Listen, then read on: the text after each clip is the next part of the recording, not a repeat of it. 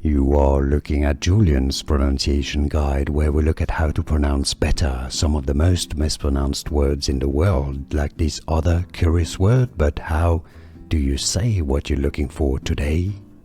We are looking at how to pronounce this name, and more confusing names, let's say, that too many people mispronounce the name of this French philosopher. In French it's said as René Descartes. I know the S's are silent, essentially. René Descartes. Now, you can say it in English as René Descartes. Now, in French, even the last E of Descartes can be skipped, really.